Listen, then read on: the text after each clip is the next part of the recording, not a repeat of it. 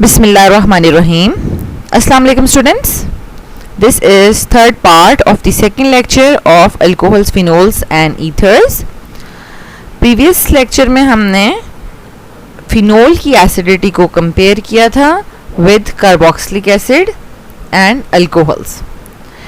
Now we will see कि किस तरीके से फिनोल की एसिडिटी को इंक्रीज या डिक्रीज किया जा सकता है, ठीक है, by attachment of different groups.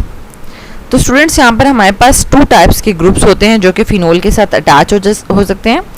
First of all आप ये कॉन्सेप्ट क्लियर कर लें कि जो फिनोल होता है हमारे पास वो आफ्टर डोनेशन ऑफ प्रोटॉन, ये प्रोटॉन डोनेट करने के बाद हमारे पास फिनोलेट आइन या जिसको हम फिनऑक्साइड आइन कहते हैं उसमें कन्वर्ट हो जाता है. अब यहाँ पर नोट करें कि फिनऑक्साइड आइन में ये जो ऑक्सीजन है ये नेगेटिवली चार्ज है, इस पे इलेक्ट्रॉन की डेंसिटी जो है वो हाई है, ठीक है, इलेक्ट्रॉन की नेगेटिव चार्ज है, इलेक्ट्रॉन डेंसिटी हाई है. अब अगर इसके साथ कुछ ऐसे ग्रुप्स हम अटैच कर देते हैं कि जो इलेक्ट्रॉन डोनेटिंग है, जो इसको इलेक्ट्रॉन डोनेट करेंगे, ठीक है, तो मीन्स के यहाँ पर कोई ग्रुप अटैच है जो बेंजीन रिंग को इलेक्ट्रॉन डोनेट कर रहा है और बेंजीन रिंग जो है वो आगे फर्दर ऑक्सीजन को इलेक्ट्रॉन डोनेट कर रहा है.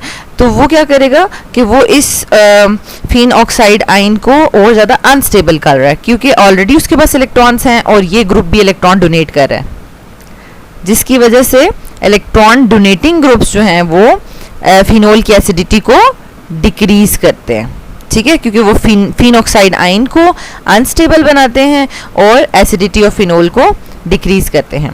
इसी तरीके से अगर हम इसके साथ जो इलेक्ट्रॉन विथड्रॉइंग ग्रुप्स अटैच कर लें, ठीक है, फिनऑक्साइड आइन के साथ इलेक्ट्रॉन विथड्रॉइंग ग्रुप अटैच कर लें यहाँ पर, ठीक है, तो इलेक्ट्रॉन विथड्रॉइंग ग्रुप क्या करेगा, बेंजीन रिंग से इलेक्ट्रॉन्स विथड्रॉ करेगा, ठीक है, थ्रू रेजोनेंस, और बेंजीन जो है वो इस ऑक्सीजन से इलेक्ट्रॉन विथड्रॉ करेगा और इसका नेगेटिव चार्ज जो है उसको डिस्पर्स करने की कोशिश करेगा, डिक्रीज करने की कोशिश करेगा और इसको मोर स्टेबल बनाएगा क्योंकि आयनिक फॉर्म में कोई भी स्पीशी अनस्टेबल होती है, ठीक है. तो वो इलेक्ट्रॉन जब उससे विथड्रॉ करेगा रिंग तो इसको स्टेबल बना देगा, जिसकी वजह से ये जो है वो मोर एसिडिक हो जाएगा, ठीक है, फिनोल जो है मोर एसिडिक बिहेव करेंगे. तो इलेक्ट्रॉन विथड्रॉइंग ग्रुप्स जो हैं वो फिनोल को मोर एसिडिक बनाते हैं, ठीक है. तो आप देख लें कि आपने इसको अटेम्प्ट कैसे करना है. Electron withdrawing groups tend to decrease the negative charge on phenoxide ion, thus stabilizing the ion and increasing the acidity of phenol. ठीक हो गया. और अब इसके साथ आपने एग्जाम्पल लिखनी है. तो यहाँ पर स्टूडेंट्स हमारे पास एग्जाम्पल है, nitrophenol is more acidic then phenol, ठीक है, सिंपल फिनोल से नाइट्रोफिनोल जो है वो मोर एसिडिक होगा और क्योंकि नाइट्रो ग्रुप हमारे पास क्या होता है, इलेक्ट्रॉन विथड्रॉइंग ग्रुप होता है, ठीक है. यहाँ पर ये देखें नाइट्रो ग्रुप लगा हुआ है, ऑक्सीजन, ठीक है, तो और इसके साथ ये अटैच है. अब ये इलेक्ट्रॉन विथड्रॉइंग ग्रुप है, ये नाइट्रो ग्रुप जो है वो रिंग से इलेक्ट्रॉन्स लेगा और रिंग जो है वो इस ऑक्सीजन से इलेक्ट्रॉन लेगा जब ये फिनऑक्साइड फॉर्म में होगा and it will make it stable and more acidic. Next हमारे पास है इलेक्ट्रॉन डोनेटिंग ग्रुप्स. वो क्या करते हैं, tend to increase the negative charge on the phenoxide ion, ठीक है, वो नेगेटिव चार्ज इंक्रीज करते हैं and this destabilizing the ion and decreasing the acidity of phenol. और इसमें हमारे पास एग्जांपल है मिथाइल फिनोल, ठीक है, मिथाइल फिनोल लेस एसिडिक है सिंपल फिनोल से, ठीक है. तो अब मिथाइल फिनोल क्या करता है, वो हमारे पास conjugation through hyperconjugation electrons donate करता है, ठीक है, और इस वजह से ये फिनऑक्साइड आइन को डिस्टेबलाइज करता है. तो स्टूडेंट्स ये आपको कोई भी फिनोल के दो डेरिवेटिव्स दिए जा सकते हैं, फिनोल दे दिया जाए और उसके साथ कोई भी उसका डेरिवेटिव दे दिया जाए, तो आपने देखना है कि ग्रुप्स कौन से अटैच हैं, ठीक है, इलेक्ट्रॉन डोनेटिंग ग्रुप से अटैच है या इलेक्ट्रॉन विथड्रॉइंग ग्रुप से अटैच है. और ये याद आपने कहाँ से करना है, ये आपने 16 चैप्टर में ortho Meta and para directors में आपने उसमें देखा हुआ है कि कौन इलेक्ट्रॉन डोनेटिंग है और कौन इलेक्ट्रॉन विथड्रॉइंग है, ठीक है, वहाँ से वो याद कर लेना. नेक्स्ट हमारे पास स्टूडेंट्स ईथर्स फंक्शनल ग्रुप और scheme of ethers functional group आप नोट डाउन कर लें। ये सिंपल है, nomenclature, physical properties, preparation and reactions. तो ये फंक्शनल ग्रुप है भी बहुत छोटा सा, इसके बारे में इंफॉर्मेशन छोटी सी है, लेकिन इसके प्रिपरेशन और रिएक्शंस जो हैं वो एग्जामिनेशन पॉइंट ऑफ व्यू से बहुत ज़्यादा इंपॉर्टेंट हैं। तो आपने इसको जो है वो बहुत ध्यान से अंडरस्टैंड भी करना है और अटेम्प्ट भी करना है। Let's start from the nomenclature. Nomenclature में स्टूडेंट्स हमारे पास टू टाइप्स के नॉमेनक्लेचर्स होते हैं, common names and IUPAC names. अगर हम इनके रूल्स की बात कर लें कॉमन नेम्स की ईथर्स के लिए, तो इसमें सिंपल ईथर्स और मिक्स्ड ईथर्स होंगे हमारे पास, ठीक है। तो सिंपल ईथर्स में स्टूडेंट्स देख लें, सिंपल ईथर्स वो होते हैं जो सिमेट्रिकल होंगे, ठीक है, यानी जिसके दोनों साइड पे अगर मिथाइल अटैच है तो दोनों साइड पे मिथाइल अटैच होगा, ठीक है, यानी एक एक कार्बन। और अगर इथाइल अटैच है तो दोनों साइड पे ही इथाइल अटैच होगा, तो इनको हम कहते हैं सिंपल ईथर्स। तो सिंपल ईथर्स को आपने क्या करना है, पहले अल्काइल ग्रुप्स का नाम लिखना है और एट द एंड जो वो नेम जो है वो किस पे एंड होगा, ईथर पे एंड होगा। जैसे कि इस वाले का नाम हो जाएगा डाईमिथाइल ईथर, दो है ना, दो ग्रुप्स हैं, डाईमिथाइल ईथर, डाईथाइल ईथर, क्योंकि दोनों ग्रुप्स एक ही जैसे होंगे सिंपल ईथर्स में, ठीक है। नेम जो है वो ईथर पर एंड होगा। मिक्स्ड ईथर्स में देख लें, मिक्स्ड ईथर्स में ये होता है कि हमारे पास जो है वो different groups both sides of carbon पे अटैच होंगे। समझे, एक साइड पे मिथाइल अटैच हो सकता है और एक साइड पे इथाइल अटैच हो सकता है। तो अब आपने इसको अल्फाबेटिकली लिखना है, ठीक है, यानी मिथाइल एम होता है एम से और इथाइल ई से होता है, तो अल्फाबेटिकली ई पहले आ रहा है तो हम लिखेंगे इथाइल मिथाइल ईथर, यानी इसमें भी नेम जो है वो ईथर पे ही एंड होगा। लेकिन अल्काइल के जो नेम्स हैं अल्काइल ग्रुप्स के, तो उनको हमने बस अल्फाबेटिकली लिखना है, नेम ईथर पर ही एंड होगा, ठीक है। देन आयोपैक नेम्स के रूल्स देख लें। सिंपल ईथर्स को तो बिल्कुल उसी तरीके से लिखेंगे जिस तरह से हम उनको कॉमन नेम्स में लिखते हैं, उनका कोई भी डिफरेंट रूल नहीं है, ठीक है। लेकिन मिक्स्ड ईथर्स में क्या होता है कि हमने बेसिकली नेम किस तरह से लिखना होता है, as a derivatives of alkanes, ठीक है, अल्केन के डेरिवेटिव्स होने चाहिए, ठीक है। हमने लॉन्गेस्ट चेन सेलेक्ट करनी होगी और वो अल्केन की चेन होगी, ठीक है, यानी 4 कार्बन 5 कार्बन ब्यूटेन पेंटेन जो भी होगी, तो वो अल्केन्स होंगे और साथ जो है उसके साथ डिफरेंट सब्स्टिट्यूएंट्स अटैच हुए होंगे, ठीक है। और जब हम चेन सेलेक्ट करेंगे, क्योंकि हमें पता है कि ऑक्सीजन के दोनों साइड पे चेन्स होती हैं, ठीक है, तो जब हम चेन सेलेक्ट करेंगे तो जो लॉन्गेस्ट चेन होगी ना उसको पेरेंट चेन कंसिडर करना है और जो शॉर्टेस्ट चेन अटैच होगी उसको एज अ सब्स्टिट्यूएंट जो है वो हमने लेना है, ठीक है। तो अब हमने ये रूल्स अंडरस्टैंड कर लिए, लेकिन हम इनको अप्लाई करते हैं ऑन डिफरेंट ईथर्स और फिर उनके नेम्स जो है लिखते हैं।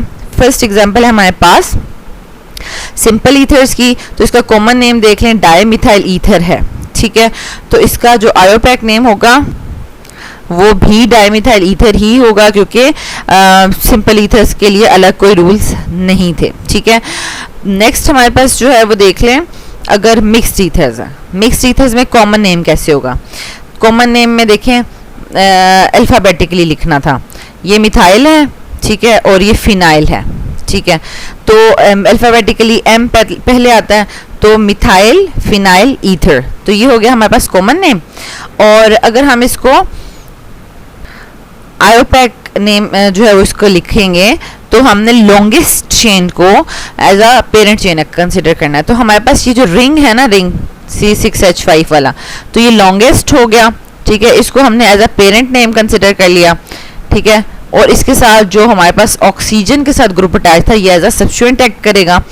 तो ये हमारे पास जो भी सब्स्टिट्यूएंट्स अल्काइल चेन्स ऑक्सीजन के साथ अटैच होती हैं इनको हम एल्क ऑक्सी कहते हैं, ठीक है। 1 कार्बन है तो मेथॉक्सी, 2 कार्बन है तो एथॉक्सी, प्रोप ऑक्सी, ठीक है। तो ऑक्सी के साथ इसके ये नाम चलता है, ठीक है, एल्क ऑक्सी।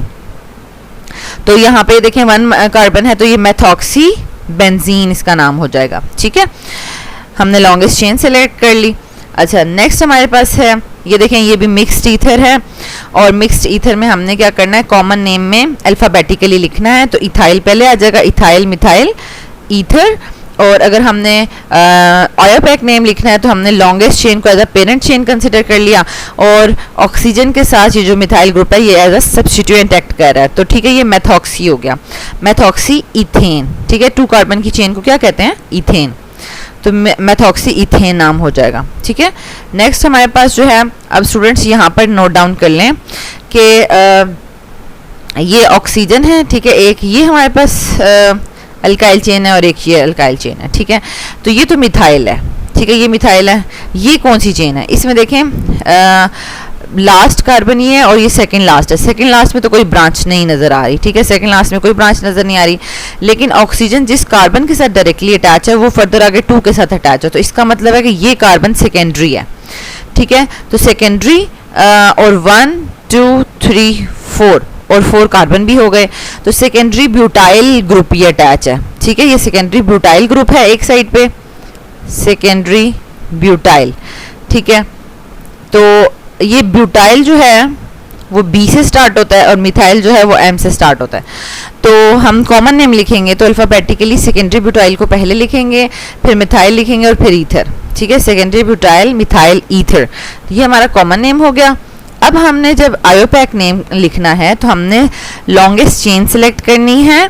ठीक है, और बाकी जो होगा उसको हमने एज जो है वो सब्स्टिट्यूएंट वो एक्ट करेगा। ठीक है, तो ये देखें 4 कार्बन की लॉन्गेस्ट चेन सेलेक्ट हो गई है। Now this oxygen with methyl ये सब्स्टिट्यूएंट एक्ट करेगा। अब हमने चेन को नंबरिंग करनी है, 1 2 3 4। नंबरिंग हमने वहां से स्टार्ट किया है जहां से सब्स्टिट्यूएंट को लोएस्ट मिले। अगर हम लेफ्ट साइड से नंबरिंग करते तो 1 2 3 पे सब्स्टिट्यूएंट आता, लेकिन अगर हमने राइट साइड से किया तो 1 और 2 पे सब्स्टिट्यूएंट आ रहा है। ठीक है, तो इसलिए हमने राइट साइड से नंबरिंग स्टार्ट किया। तो 2 मेथॉक्सी ब्यूटेन 4 कार्बन की चेन है। ठीक है, तो ये हमारे पास जो है वो इसका आयोपैक नेम हो जाएगा। तो स्टूडेंट्स आपने इसी तरीके से डिफरेंट जो है वो आप प्रैक्टिस कर सकते हैं नोमेनक्लेचर्स ऑफ ईथर्स, और नोमेनक्लेचर इस तरीके से आपको आता जाएगा। नेक्स्ट हमारे पास है physical properties. Physical properties simple हैं स्टूडेंट्स हमारे पास ईथर्स के लिए। These are colourless, low boiling, highly inflammable compounds. Low boiling का मतलब है कि इनका बॉइलिंग पॉइंट बहुत कम है, मतलब ये रूम टेम्परेचर पे भी इवेपोरेट हो जाते हैं। ठीक है, और ये बहुत ज़्यादा इनएक्टिव होते हैं, मतलब ये रिएक्टिविटी एकदम से शो नहीं करते। ठीक है, और क्योंकि इसके साथ देखें ऑक्सीजन है, ऑक्सीजन ने लॉन पेयर्स अपने डोनेट करने हैं और अपने रिएक्शन शो करना है। ठीक है, लेकिन अगर बहुत ज़्यादा बल्कि ग्रुप्स अटैच होंगे तो हिंड्रेंस आएगी ऑक्सीजन को इलेक्ट्रॉन्स डोनेट करने में भी। ठीक है, दैट्स वाई अगर लाइटर ग्रुप्स अटैच हैं तो ये रिएक्टिविटी शो करता है। तो their chemical inactivity and their ability to dissolve fats, oil, gum and many other organic compounds make them very good solvent. तो ये है भी नॉन पोलर। ठीक है, क्योंकि ऑक्सीजन के दोनों साइड पे same carbon hydrogen chains attach हैं, तो ये नॉन पोलर एक्ट कर रहा है। तो ये क्या करता है कि नॉन पोलर थिंग्स को डिसॉल्व भी करता है बहुत अच्छे से, तो ये एज अ सॉल्वेंट यूज होता है बहुत से रिएक्शंस में। And last one, lower ethers act as anaesthetics. ठीक है, एनेस्थेटिक्स एज अ एनेस्थेसिया इनको यूज किया जाता है। ठीक है, नेक्स्ट हमारे पास है प्रिपरेशन ऑफ अल्कोहल्स। तो स्टूडेंट्स ये बहुत ज़्यादा इंपॉर्टेंट है according to examination point of view. तो आपने देखना है, सबसे पहले हम लिस्ट बना लेते हैं कि प्रिपरेशन हम देखें। एक तो प्रिपरेशन हम करते हैं अल्कोहल से और सेकंड प्रिपरेशन हम करते हैं अल्काइल हैलाइड से। ठीक है, तो आप यहाँ पर ये नोट डाउन कर लें कि अल्कोहल से भी फर्दर 2 मेथड्स हैं, यानी अल्कोहल से अगर आप ईथर्स प्रिपेयर करें तो एक तो विलियमसन सिंथेसिस का मेथड है जिसमें आपको अल्कोहल्स के साथ अल्काइल हैलाइड्स को ट्रीट करना पड़ेगा इन the presence of sodium metal. ठीक है, और दूसरा मेथड है आपके पास कि आपने 2 अल्कोहल मॉलिक्यूल्स में से डिहाइड्रेशन करनी है। ठीक है, acid catalyse dehydration of alcohols. ये ऑलरेडी हम अल्कोहल्स के जो फंक्शनल ग्रुप है उसमें बहुत डिटेल से पढ़ चुके हैं और इसका मैकेनिज्म भी बहुत डिटेल में पढ़ चुके हैं। तो इस वजह से आप देख लें कि ये कितना ज़्यादा इंपॉर्टेंट रिएक्शन है। ठीक है, formation of ether from alcohols. ठीक है, तो नेक्स्ट मींस, और ये रिपीट भी हो रहा है। नेक्स्ट आपके पास है अल्काइल हैलाइड्स। अगर अल्काइल हैलाइड्स लेंगे तो अल्काइल हैलाइड्स जब एक ऑक्सीडाइजिंग एजेंट सिल्वर ऑक्साइड के साथ रिएक्ट करते हैं तो वो सिंपली हमें एक ही स्टेप में जो है वो ईथर्स बना देते हैं। तो यहाँ पर इसमें कोई भी मुश्किल बात नहीं है। स्टूडेंट्स जो है वो थोड़ा सा भूल जाते हैं कि विलियमसन सिंथेसिस में अल्कोहल्स के साथ दूसरा फंक्शनल ग्रुप कौन सा था जो हेल्प कर रहा था ईथर बनाने में। तो देखें आपने वही फंक्शनल ग्रुप लेना है जो कि ऑलरेडी आप ये देखें अल्कोहल और अल्काइल हैलाइड इन दोनों से ही आप प्रिपेयर कर रहे हैं और अल्काइल हैलाइड को ही आपने यहाँ पर भी लेना है विलियमसन सिंथेसिस के लिए।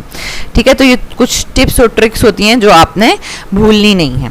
ठीक है, अच्छा अब हम इनकी इक्वेशंस लिख लेते हैं वन बाय वन। तो स्टूडेंट सबसे पहले हम जो है वो विलियमसन सिंथेसिस का मेथड करने वाले हैं। ठीक है, तो विलियमसन सिंथेसिस में हमारे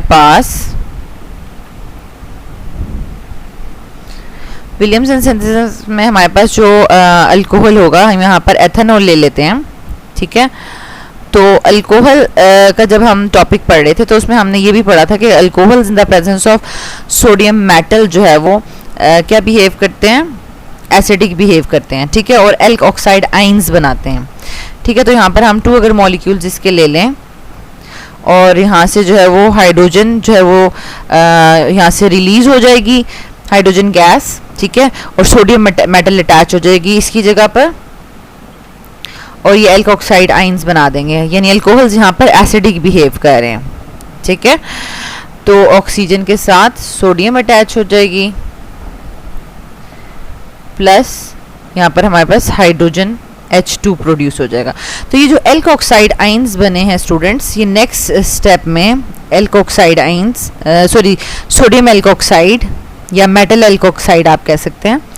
तो ये मेटल एल्क ऑक्साइड फर्दर जो है वो अल्काइल हैलाइड के साथ रिएक्ट करेंगे तो हमारे पास बन जाएगा। अब यहाँ पर हम अल्काइल हैलाइड की जो चेन है वो अपनी मर्जी से ले सकते हैं कि आप जिस अल्काइल हैलाइड के साथ भी इसको ट्रीट करवाना चाहते हैं। ठीक है, तो यहाँ पर ये इसको हमने इथाइल क्लोराइड के साथ ट्रीट करवाया। तो हमारे पास ये देखें सिंपल, यहाँ पर आपको कोई रट्टा लगाने की ज़रूरत नहीं है। सोडियम जो है वो क्लोरीन के साथ मिलकर सॉल्ट बना देगा और ये जो चेन है अल्काइल चेन अल्काइल हैलाइड की वो अटैच हो जाएगी ऑक्सीजन के साथ। ठीक है, तो ये आपके पास डाइथाइल ईथर बन जाएगा। ठीक है, diethyl ether along with sodium chloride, यहाँ पर हमारे पास सोडियम क्लोराइड भी बन जाएगा। तो स्टूडेंट्स ये हमारे पास था सिंपल विलियमसन सिंथेसिस, इसको आपने भूलना नहीं है। ये बहुत ही सिंपल है, 2 स्टेप रिएक्शन ही आपने करना है, डायरेक्ट नहीं करना कि बस एक ही स्टेप में आप अल्कोहल भी और सोडियम भी और अल्काइल हैलाइड भी ले लें। इसको 2 स्टेप में ही कीजिएगा और ये इसका मैकेनिज्म भी यही है। ठीक है, नेक्स्ट हमारे पास है सेकेंड वन जिसमें हम डिहाइड्रेशन ऑफ अल्कोहल कर रहे हैं। ठीक है, acid catalysed dehydration of alcohols कर रहे हैं। तो वो भी सिंपल ही है हमारे पास। तो स्टूडेंट्स ये हम ऑलरेडी डिहाइड्रेशन ऑफ अल्कोहल पढ़ चुके हैं। डिहाइड्रेशन ऑफ अल्कोहल 2 वेज में होती है। अगर लो टेम्परेचर यानी 140 डिग्री सेंटीग्रेड पे हो रही हो तो सब्स्टिट्यूशन रिएक्शन होता है। ठीक है, और इस तरीके से हमारे पास वाटर मॉलिक्यूल जो है वो रिमूव होगा और ईथर्स बनते हैं। ठीक है, और अगर यही हमारे पास हाई टेम्परेचर यानी 180 डिग्री सेंटीग्रेड पे हो रही होती है तो एक ही मॉलिक्यूल में से वाटर रिमूव होता है और एलिमिनेशन हो जाती है। और ये रिएक्शन हमने ऑलरेडी 16 चैप्टर में बहुत डिटेल से पढ़ लिया हुआ है और अल्कोहल्स के फंक्शनल ग्रुप में भी। ठीक है, तो आपने उसको वहाँ से कर लेना है। और यहाँ पर एक और बात नोट डाउन कर लें स्टूडेंट्स कि अगर आप यहाँ पर 2 डिफरेंट अल्कोहल्स लेते हैं ना, ठीक है, यहाँ पर तो देखें एक ही अल्कोहल एथेनॉल ही है और उसका एक मॉलिक्यूल दूसरे मॉलिक्यूल के साथ रिएक्ट कर रहा है और वाटर रिमूव हो रहा है। लेकिन अगर आप 2 डिफरेंट अल्कोहल्स यूज़ करते हैं, ठीक है, तो यहाँ पर हम जो है वो अगर मेथेनॉल यूज़ कर लेते हैं, अगर आप यहाँ पर 2 मॉलिक्यूल्स लेते हैं, ठीक है, एक आप ले लेते हैं मेथेनॉल और दूसरा ले लेते हैं एथेनॉल, तो यहाँ पर आपके पास डिफरेंट जो है प्रोडक्ट्स बनेंगी। ऐसा हो सकता है कि एथेनॉल मेथेनॉल के 2 मॉलिक्यूल्स आपस में रिएक्ट कर जाएं और वो डाई मिथाइल ईथर बना दें। ठीक है, या फिर ऐसा भी हो सकता है कि 2 एथेनॉल के मॉलिक्यूल्स आपस में ही रिएक्ट कर जाएं और डाई इथाइल ईथर बना दें, जैसे कि यहाँ पर बनाया है। और ऐसा भी हो सकता है कि एक एथेनॉल और एक मेथेनॉल का मॉलिक्यूल आपस में रिएक्ट कर जाए और मिथाइल इथाइल ईथर बना दें, ठीक है, अलॉन्ग विद वाटर। तो यहाँ पर हमारे पास ये डिफरेंट पॉसिबिलिटीज़ हो सकती हैं, मिक्स्ड ईथर्स बन सकते हैं, ठीक है। And the last one and the simplest one is the oxidation in the presence of oxidizing agent silver oxide, ठीक है। तो ये आप इसमें आपने सिंपल क्या करना है, अल्काइल हैलाइड ले लें, यहाँ पर मैंने जर्नल अल्काइल हैलाइड ले लिया है, ठीक है, प्लस जो है वो Ag2O सिल्वर ऑक्साइड की प्रेजेंस में हम इसको रिएक्ट करवाएंगे। ये देखें सिल्वर जो है वो हेलोजेंस के साथ रिएक्ट कर जाएगा, ठीक है, और यहाँ पर बना देगा AgX, ठीक है, सिल्वर हैलाइड बना देगा।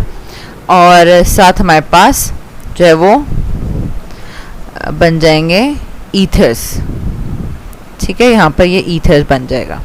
तो ये सिंपल है। तो स्टूडेंट्स यहाँ पर हमने इन तमाम विलियमसन सिंथेसिस के लिए भी, डिहाइड्रेशन ऑफ अल्कोहल्स के लिए भी और देन अल्काइल हैलाइड की ऑक्सीडेशन के लिए भी एक इक्वेशन जो है वो लिख ली है, ठीक है। ये साथ M लिखने का क्या मकसद है कि इनके आपको मैकेनिज्म्स भी आने चाहिए। विलियमसन सिंथेसिस आपने 2 स्टेप करना है और डिहाइड्रेशन ऑफ अल्कोहल भी आपने जो है वो डायरेक्ट करने के बाद इसका मैकेनिज्म भी अलग से पेपर में 3 मार्क्स का पूछा जाता है। नेक्स्ट लास्ट टॉपिक हमारा स्टूडेंट्स रिएक्शंस ऑफ अल्कोहल, जो कि एग्जामिनेशन पॉइंट ऑफ व्यू से बहुत ज़्यादा इंपॉर्टेंट है। यहाँ पर हमने 2 रिएक्शंस पढ़ने हैं ईथर्स के विद अल्काइल हाइड्रोजन हैलाइड्स। तो अब हाइड्रोजन हैलाइड्स में देखें सबसे ज़्यादा रिएक्टिव जो है वो हाइड्रोजन आयोडाइड होता है, ठीक है। ये बहुत ज़्यादा एसिडिक होता है क्योंकि बल्कि आयोडीन जो है वो अटैच होता है हाइड्रोजन के साथ, तो ये हाइड्रोजन और आयोडीन का बॉन्ड इजीली ब्रेक हो जाता है, ठीक है। तो बॉन्ड एनर्जी के लिहाज से इसकी बॉन्ड एनर्जी कम होती है, ये इजीली ब्रेक हो जाता है और अपना हाइड्रोजन जो है वो in the form of proton donate कर देता है। दैट्स वाई इसके साथ बहुत ज़्यादा फास्ट रिएक्शन होगा और इसके साथ स्लो थोड़ा, लेकिन क्लोरीन HCl और HF के साथ बिल्कुल भी रिएक्शन शो नहीं करेंगे, ठीक है। तो अब हम इसके जो है वो रिएक्शन की इक्वेशंस लिख लेते हैं स्टूडेंट्स। तो स्टूडेंट्स सबसे पहले हम जो है वो हाइड्रोजन ब्रोमाइड के साथ जो है वो इसका रिएक्शन लिखते हैं और इसमें बिल्कुल भी रटा लगाने की ज़रूरत नहीं है, बहुत कंसेप्चुअल क्वेश्चंस हैं ये, रिएक्शंस हैं। तो इसमें हम जो है वो एक ईथर ले लेते हैं, simple journal ether along with HBr, ठीक है। जर्नल ईथर ले लेते हैं और ईथर में हमारे पास ऑक्सीजन के पास जो है वो 2 लॉन पेयर्स होते हैं, ठीक है। स्टूडेंट्स वैसे ये उस तरीके से स्ट्रेट चेन होता नहीं है, इसको हम थोड़ा सा दूसरी तरीके से ड्रॉ करते हैं। यहाँ पर देखें due to lone pairs on oxygen, तो ये जो है बॉन्ड थोड़ा सा बेंड हो जाता है, ठीक है। तो ये रिएक्ट करेंगे यहाँ पर हाइड्रोजन ब्रोमाइड के साथ। तो इसमें देखें रटा लगाने की ज़रूरत नहीं है क्योंकि हाइड्रोजन ब्रोमाइड में हमारे पास पता है कि ब्रोमीन जो है मोर इलेक्ट्रोनेगेटिव होने की वजह से पार्शियल नेगेटिव और हाइड्रोजन पार्शियल पॉजिटिव हो जाएगा। तो अब हाइड्रोजन को जो है वो इलेक्ट्रॉन डेफिशिएंसी फील हो रही है, तो इसकी हेल्प कौन करेगा? तो ऑक्सीजन कहेगा कि सिस्टम में ऑक्सीजन प्रेजेंट है, वो कहेगा मेरे पास लॉन पेयर्स प्रेजेंट है, मैं हेल्प कर सकता हूँ हाइड्रोजन की उसको इलेक्ट्रॉन पेयर जो है वो डोनेट करके, ठीक है। तो वो जब उसकी हेल्प करेगा तो वो क्या बना देगा, यहाँ पर देखें, यहाँ पर इलेक्ट्रॉन डोनेट करने के बाद ये हाइड्रोजन को यहाँ पर अटैच कर लेगा और यहाँ पर इसके ऊपर पॉजिटिव साइन आ जाएगा। तो ये हमारे पास ऑक्सोनियम आइन बन गया है अलॉन्ग विद ब्रोमाइड आइन। तो स्टूडेंट्स यहाँ पर ये रिएक्शन ब्रोमाइड आयन के साथ ये रिएक्शन फर्दर प्रोसीड नहीं होगा, यहाँ पर स्टॉप हो जाएगा क्योंकि ब्रोमाइड आयन जो है वो मोर इलेक्ट्रोनेगेटिव होने की वजह से इलेक्ट्रॉन्स इजीली डोनेट नहीं करता, ठीक है। ये अच्छा न्यूक्लियोफाइल नहीं है, गुड न्यूक्लियोफाइल नहीं है। तो अगर आपको प्रीवियस चैप्टर जो है वो जहाँ पर हमने न्यूक्लियोफिलिक सब्स्टिट्यूशन रिएक्शंस पढ़े थे तो वहाँ पर हमने न्यूक्लियोफाइल की प्रॉपर्टीज़ पढ़ी थी और उसमें हमने देखा था कि आयोडाइड आइन बेस्ट न्यूक्लियोफाइल एक्ट करता है, लेकिन यहाँ पर ब्रोमाइड आइन है और ये फर्दर रिएक्शन नहीं करेगा, ऑक्सोनियम आइन के बाद रिएक्शन स्टॉप हो जाएगा। अब हम यही रिएक्शन जो है वो करेंगे हाइड्रोजन आयोडाइड के साथ। तो स्टूडेंट्स यहाँ पर देखें हमने ईथर के साथ हाइड्रोजन आयोडाइड को रिएक्ट करवाया। अगेन हाइड्रोजन जो है पार्शियल पॉजिटिव होने की वजह से इलेक्ट्रॉन डेफिशिएंसी फील कर रहा था, और सिस्टम में ईथर प्रेजेंट है और ईथर के ऑक्सीजन के पास लॉन पेयर्स हैं और वही उसकी हेल्प करेगा by donation of electron pair. तो इलेक्ट्रॉन पेयर डोनेट करने की वजह से ऑक्सीजन के ऊपर पॉजिटिव साइन आ जाता है, और इस स्पीशी को हम कहते हैं ऑक्सोनियम आइन। ठीक है, इस स्पीशी का क्या नाम है? ऑक्सोनियम आइन। ठीक है, अब ये जो आयोडाइड आइन है ये बेस्ट न्यूक्लियोफाइल एक्ट करता है। आयोडीन जो है वो इसकी इलेक्ट्रोनेगेटिविटी भी बहुत कम होती है, और ये इलेक्ट्रॉन्स बहुत इजीली डोनेट भी करता है, और ये बेस्ट न्यूक्लियोफाइल भी एक्ट करता है। दैट्स वाई ये फर्दर इस ऑक्सोनियम आइन के साथ रिएक्शन शो करेगा। तो स्टूडेंट्स अब यहाँ पर भी कोई डाटा लगाने की जरूरत नहीं कि कौन सा बॉन्ड ब्रेक करेगा। ठीक है, आइदर हमारे पास ये जो आर ऑक्सीजन के साथ अल्काइल चेन्स हैं, या ये बॉन्ड ब्रेक करेगा या ये बॉन्ड ब्रेक करेगा। ठीक है, हाइड्रोजन वाला ब्रेक नहीं कर सकता, क्योंकि अगर हाइड्रोजन वाला ब्रेक करता है तो दोबारा से हाइड्रोजन आयोडाइड बन जाएगा और ये रिवर्स रिएक्शन चला जाएगा। ठीक है, तो ये हमारे पास अल्काइल चेन्स वाला जो है वो ब्रेक करेगा बॉन्ड। ठीक है, तो हमारे पास क्या होगा यहाँ पर कि ये जो ऑक्सीजन और अल्काइल चेन के साथ जो बॉन्ड बन रहा है, ये दोनों इलेक्ट्रॉन्स जो है वो ऑक्सीजन ले लेगा। ठीक है, और फर्दर हमारे पास अल्कोहल बन जाएगा। ठीक है, क्योंकि ये न्यूट्रल हो जाएगा ऑक्सीजन जब इलेक्ट्रॉन ले लेगा। तो ये देखें R O और उसके साथ H। ठीक है, तो ये हमारे पास अल्कोहल बन गया, और साथ उसके इलेक्ट्रॉन लॉन पेयर्स भी जो है वो वापस आ गए हैं। प्लस ये जो आयोडाइड आइन था ये इस इलेक्ट्रोपॉजिटिव अल्काइल चेन पे अटैक करेगा। ठीक है, और ये हमारे पास अल्काइल आयोडाइड बना देगा। ठीक है, इस तरीके से तो ये हमारे पास अल्काइल हैलाइड और अल्कोहल्स बन जाएंगे। ठीक है, तो ये फर्दर हमारे पास देखें अब 2 स्टेप रिएक्शन हुआ है। हाइड्रोजन आयोडाइड का एक स्टेप के बाद रिएक्शन स्टॉप नहीं हुआ, फर्दर भी रिएक्शन हुआ है। और आप रीज़न भी बता सकते हैं कि ब्रोमाइड आयन के साथ क्यों नहीं रिएक्शन हुआ, क्योंकि ब्रोमाइड आयन जो है वो बेस्ट न्यूक्लियोफाइल एक्ट नहीं करा due to greater electronegativity as compare to iodide ion. ठीक है, और साइज भी छोटा है और इजीली इलेक्ट्रॉन लॉस नहीं कर सकता, और आयोडाइड आयन की इलेक्ट्रोनेगेटिविटी भी कम है, साइज भी बिगर है और इजीली इलेक्ट्रॉन डोनेट कर सकता है और बेस्ट न्यूक्लियोफाइल एक्ट कर सकता है। ठीक है।